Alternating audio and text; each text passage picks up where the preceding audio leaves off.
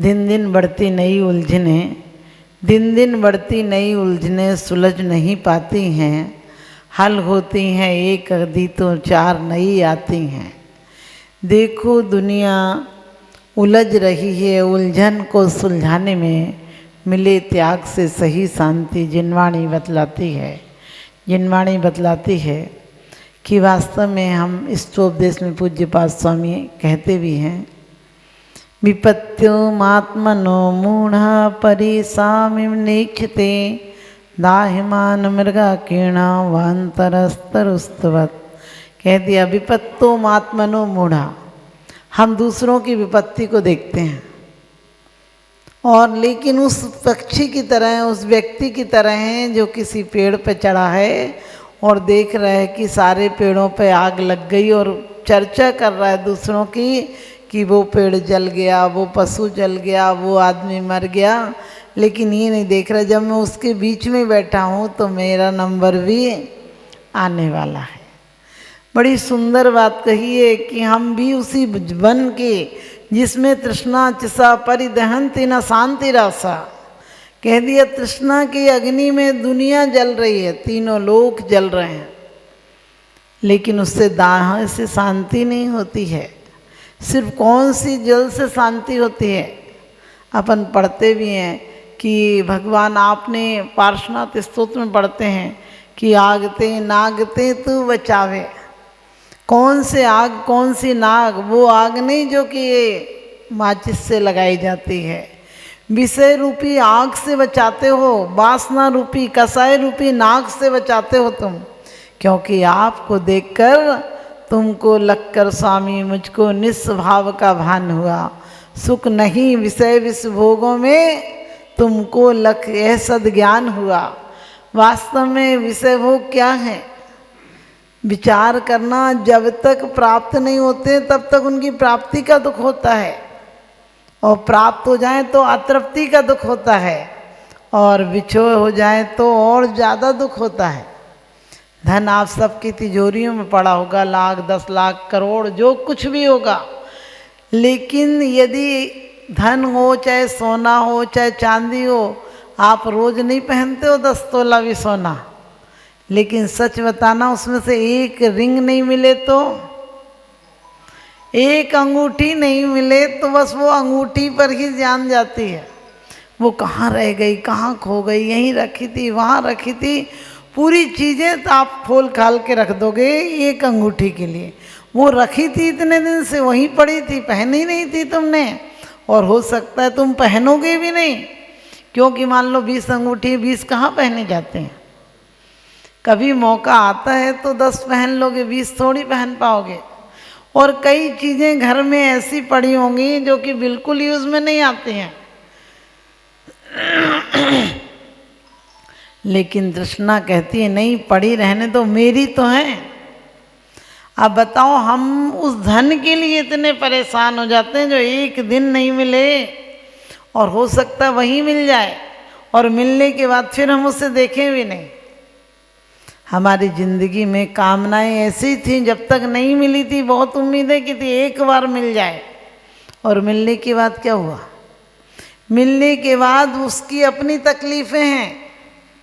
यदि भोजन कर लो तो दुख, और नहीं करो तो दुख। भोजन ज़्यादा अच्छा हो और कर लो, और एक भोजन बार बार मिले तो क्या होगा?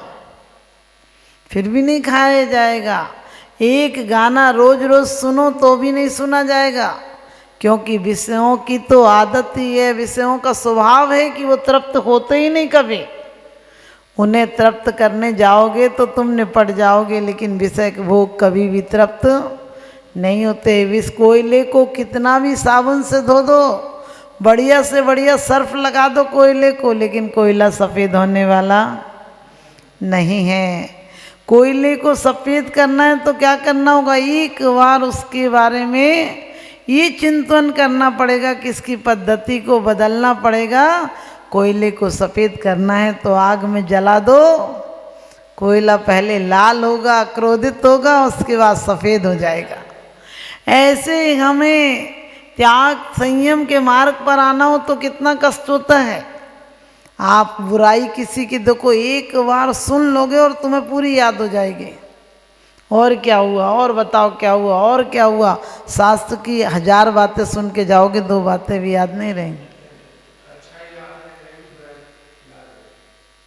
क्योंकि हमारी जन्म जन्मांतरों की बुरी भावनाएं पड़ी हैं, और यही मिथ्यात्व का प्रमाण पत्र है। आत्महित हेतु विराग ज्ञान ते लखें आपको कष्टदान। एक ही कष्ट के बारे में देखो, कितने लोग हैं ऐसे जिन्हें खाज है, खुजली है, शरीर में बीमारियां हैं, दुर्गंधित की शरीर तो दुर्गंधित पदार्थों ही से बना है, इसमें एक चीज़ भी अच्छी कहाँ है। लेकिन फिर भी इसे देख देख के ऐसे जी रहे हैं, मेरा शरीर मेरा शरीर। अरे मेरी आत्मा है, कभी इसके बारे में ध्यान दिया। मंदिर भी साधुओं के पास भी इसलिए नहीं आते कोई त्याग नहीं दिला दें। कई लोग कहते कुछ छुड़ाते तो नहीं है माता जी महाराज, माता जी कुछ छुड़ाएंगी तो नहीं।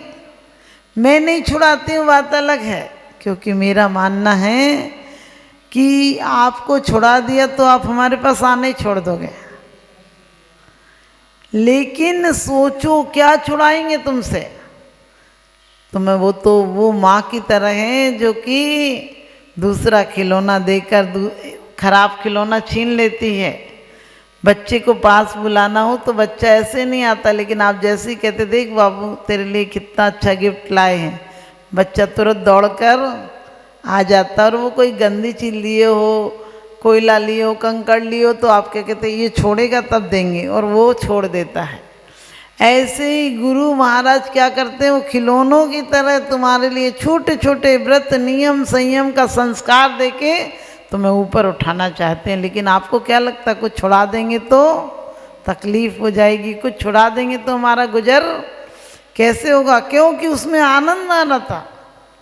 इंद्रिय के भोग सम हम रोज पढ़ते हैं, लावण्यमयी सुंदर काया, यह सब कुछ जड़ की कीड़ा है, मैं अब तक जान नहीं पाया। अब तक नहीं जानेगा, अब कब जानेगा, मर के जानेगा क्या, दुर्गतियों में चला जाएगा तब जानेगा क्या। कभी कभी जो चीज़ें हम जो प्रोजेक्ट घर में यूज करते हैं उनको बारे में सोचा करो। कई तरह के पेस्ट हैं, कई तरह की साबुनें हैं जो घर में आ जाती हैं, अच्छी हैं, बस मंगा लो। लेकिन उनके पीछे कितनी जानवरों की बद्दुआएं, और वो जानवरों की बद्दुआएं नहीं है, जानवरों को तड़पा तड़पा के मारा गया है। और वो सब हमारी आगामी पर्याय हैं। हम पाप करते नहीं, लेकिन पाप का संवर्धन भी कर रहे हैं हम, पाप का समर्थन तो सब लोग कर रहे हैं। दुनिया में आज इतनी आपत्तियां क्यों आ रही हैं। पहले कम से कम 1-2 जानवर को छोड़कर सब जानवर अपनी जिंदगी जीते थे, और इसीलिए पर्यावरण में संतुलन था।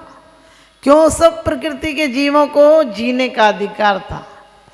आज से 25 साल पहले, 30 साल पहले हम छोटे छोटे थे, तब किसी के यहाँ बैल की जोड़ी आती थी तो मिठाई बंटती थी कि उसके यहाँ बैल की जोड़ी आई, एक धन माना जाता था। लेकिन आज बैल सिर्फ कटने के काम में आता, बछड़ा। किसी से पूछे बोले क्या काम है, तो कट्टी में ही जाता है। हम कह देते हैं वो कट्टी में जाता है, लेकिन उसकी आत्मा से पूछो, उसकी माँ की आत्मा से पूछो, जिसने तुम्हें जिंदगी भर दूध दिया, तुमने उसके पूत को खून में लथपथ कर दिया। कितने पैसों के पीछे हम जरा भी अपने आप को पुरुषार्थ नहीं करना चाहते हैं। एक बछड़ा घास फूस खाकर भी इतना गोबर और ये दे सकता है जो हमारे घर का ईंधन मिल सकता है, लेकिन हम उसकी तरफ, हमारी समाज सरकार किसी का ध्यान नहीं जा रहा। हम लोग पशुपालन केंद्र खोलते हैं, मत्स्य पालन केंद्र खोलते हैं, मुर्गी पालन केंद्र खोलते हैं। वो पालने के लिए कि मारने के लिए हैं? वो सब मारने के लिए हैं।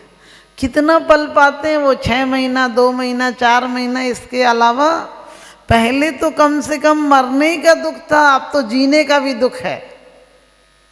कभी विचार करना, जितने पोल्ट्री फार्म हाउस होते हैं इनमें पहले तो मुर्गी अपने अंडे को सेती थी आराम से, आज इतनी हीट में उनको रखा जाता है कि उसमें से भी तड़फ के बच्चा जल्दी निकल आता है बाहर। उसके बाद छोटे छोटे चूजों की चोंचे काट दी जाती ताकि वो दाना नहीं खा पाए। इतनी यातनाएं हैं बचपन से लेकर, और ये नहीं सोचो उन्हीं को यातनाएं हैं, मनुष्यों में भी कम यातनाएं नहीं हैं। आज छोटे उन जीवों को सोचो, पहले खाने नहीं मिलता है, गर्भावस्था में दुख, उसके बाद तड़पा तड़पा के जिंदा भून दिया जाता है, जिंदा उबाल दिया जाता है, और हम सोचते क्या करोगे, दुनिया तो अपने हिसाब से चलती है। अरे दुनिया अपने हिसाब से तुम नहीं चले तो तुम्हारी भी यही हालत होने वाली है। और आज हमारा हाथ भी उंगली भी जल जाए तो हम तड़प उठते हैं, और जब जिंदा भूंज दिया जाएगा तो क्या होगा। क्योंकि माया त्रज्ञोनस्य, मायाचारी का परिणाम त्रियंच गति है। और आज त्रियंच गति में जितने दुख हैं उतने वास्तव में कोटि जीविते जात न भनो, कहते करोड़ों जिव्याएं भी एक साथ हो जाएं तो नहीं कह सकते हैं। मनुष्य गति के दुख देख लो। आज हमारा गंदगी पर पैर पड़ जाए तो क्या होता है, गिलानी आती है। कोई आप बताओ किसी गंदी चीज़ पे पैर पड़ जाए तो क्या, अरे देखा नहीं, पैर धो लो, पैर धो लो। और क्या धोगे, ये शरीर का निर्माण तो देखो किस चीज़ों से हुआ है, गंदे पदार्थों से हुआ है। और उसके बाद माता के घर में हम पढ़ते भी आदिनाथ पूजा में, ओंधो मुख झूलो रहो, फिर निक्सन कौन उपाय हो, कठिन कठिन कर नीसरो, जैसे निसरे जंती में तार हो। और तो और माता खावे चर परो, फिर उपजे तन संताप हो। हमारे ऊपर इसी पर्याय में, और पर्याय तो जाने दो हमें शायद याद नहीं होंगी, लेकिन इसी पर्याय में 1-2 घंटे कभी प्रैक्टिकल करना हो तो पंखे पे लटक के देखना, उल्टे लटकना, वो भी तुम्हें समझ में आ जाएगा कि कैसा लगता होगा। और वो भी मुंह नाक बंद सब करके औंधे लटकना, और हाथ पैर कुछ करवट नहीं ले सकते, हिल नहीं सकते, डुल नहीं सकते। कहाँ हिलोगे, इतनी सी जगह, और वहाँ क्या है, सब मल मूत्र कीचड़ भरा हुआ, और उसमें हम रहकर आए हैं। कितनी कसमें खाई थी, कितने तड़फे थे, और शरीर ऐसे नहीं बना था। माँ यदि चलती थी तो धक्का लगता था, माँ यदि कुछ चटपटा खाती थी तो धक्का लगता था, गरम खाती थी तो तड़फ उठते थे। और जैसे तैसे बड़े हुए तो क्या हुआ, थोड़े से जन्म भी हो गया तो क्या, हमारे पैर दुखते थे और माँ पीठ सहलाती थी, क्योंकि हम कह नहीं पाते थे अपने दुख। लेकिन यहाँ आकर थोड़े से बड़े हुए, 2-3 साल के हुए, आजकल तो बच्चों का बचपन भी खत्म हो गया।